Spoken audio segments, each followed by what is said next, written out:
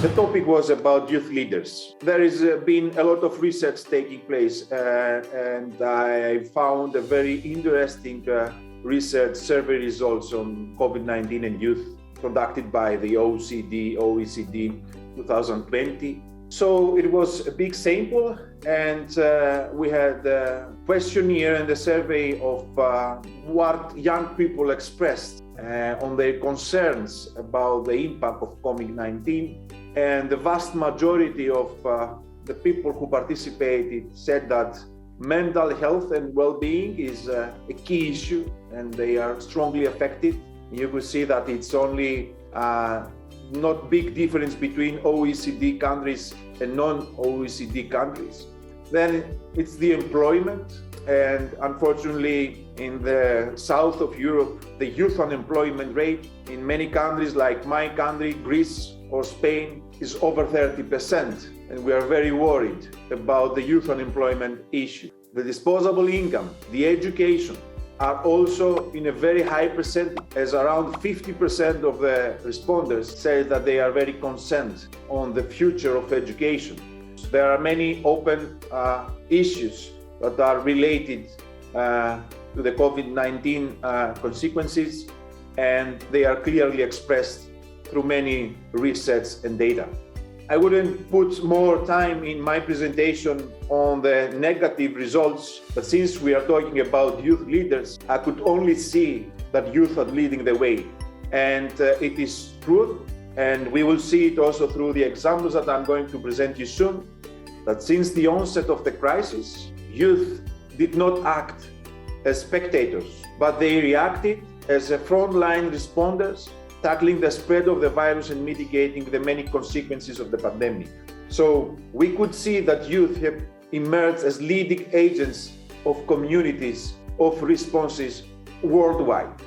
So let's see through examples how youth play the role of a catalyst for an inclusive and resilient society, no matter where they are located in this world. There is another very recent research in June 2020 that it was a resource paper for the third European Youth Work Convention that took place in Europe last year, and it happens every year, that the vast majority, the 74% of the young people who participated in this survey, they said that they are being connected with other young people through youth work helped them a lot. So despite the difficulties, given the difficult situations, youth work managed to make young people to feel more engaged and connected to others. Being involved in youth work helped me to deal with the overall situation, 73%. And being involved in youth work helped me to understand and interpret news in order to have a more critic and stand against fake news and be able to use the information in a more effective way. For me, I think that this one of the last categories here, but the most important, youth work gave me something meaningful to do. And I can honestly say that with the young people that we are working with, it is a message that was taken very seriously, something to expect for the next day, especially in a period of a strict lockdown, that people were isolated at home with a very, very low social and civic life. Youth work, you see, the vast majority of the responders gave something to look forward to, something positive that they were expecting for. So I think that it's more than clear that despite the difficulties, youth work played and still plays a very crucial role in the daily life of young people during the COVID, but in a post-COVID era, of course, as well. So now the question is how youth organizations are contributing to this societal resilience, and which are the ways we create this atmosphere to turn these challenges into opportunities for youth work and young people.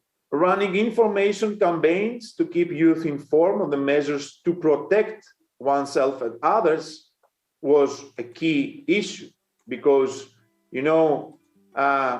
there were many campaigns out there. And of course, in a situation that all the news and everything is running in an online setting, keeping youth informed about the measures to protect themselves through the channels of the youth organizations was a key issue in order to make young people more prepared, but also to protect young people from fake news and other dangerous information out there. And there is always a key question: how do we deal with the young people that do not have access to digital means? There are many areas in Greece, I can easily say, in my region, that young people have no access to internet, young people had no equipment at home. And what did youth leaders do? And if I can self-define myself together with my colleagues in our youth NGO, we as youth leaders, we try to go where these young people with fewer opportunities are, because it is very critical that youth leaders are so flexible and know where exactly young people are, so they go directly where the need is.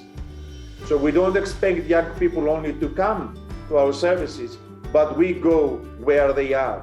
And it proved to be a huge importance of such initiative, because young people felt more engaged when we were visiting them in difficult times to provide equipment and also support to access to digital means and online services. So I can personally say that it was one of the most effective means of approaching young people and tackling all the discrimination and the digital gap that we could also see.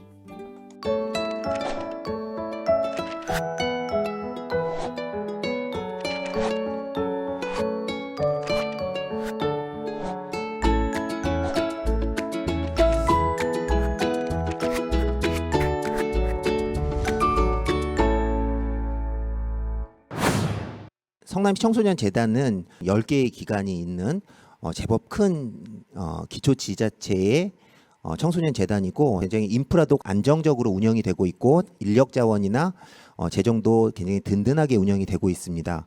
그럼에도 불구하고 지난 2년간 코로나 시기에는 저희들도 바른 대처 그리고 빠른 대응이 좀 어려웠던 부분이 있었는데요. 6개월 기간의 그런 어려움 속에서 터득한 부분들이 이제 온라인으로 저희들이 활동들을 진행해 보자 해서 줌이나 리모트 미팅 등의 화상 회의 플랫폼을 통해서, 그리고 유튜브를 통해서 사업들이 다양하게 전개가 됐습니다. 2021년에는 저희가 메타버스라는 플랫폼을 활용해서 새로운 활동들을 만들어 나가는 시도들이 있었습니다. 행사, 회의, 토론, 그리고 상담까지 다양한 방식의 온라인상의 활동들을 활발하게 전개했던 사례가 있습니다.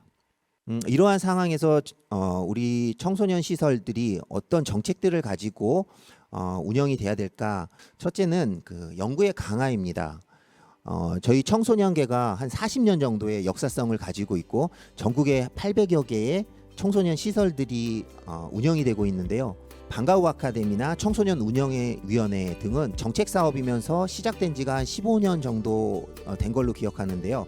이런 정책 사업으로 긴 호흡을 갖고 가는 사업들이라면 그런 종단 연구를 통해서 어떤 성과가 있는지를 직접 확인해 보는 것도 좋지 않을까 하는 생각이 들고, 두 번째로는 초연결과 융합에 대한 이야기를 하고 싶은데요. 공간을 초월하는, 그래서 참가자들이 하나의 화면, 나아가서는 하나의 공간에서 모일 수 있다는 장점이 있는 거죠. 그래서 이런 장점들을 활용해서 지역 공간적인 어려움이 있는 국가 간 교류, 그리고 장애 청소년들을 돕는 활동 등 다양하게 동기부여를 하면서도 활동이 가능하지 않을까 싶습니다. 그 예로 지금 2015년부터 진행된 웰컴 투 성남이라는 프로그램은 초기에는 한 7개국의 청소년들이 활동을 했다면 지금은 20여 개국의 청소년들이 함께 모여서 활동을 하는 그런 모습들을 볼 수가 있고, 또 미국의 실리콘밸리에 거주하는 한인 청소년들과 우리 성남의 청소년들이 멘토링 프로그램을 하는 그 사례들도 굉장히 좋은 사례가 될 것 같다는 생각이 듭니다.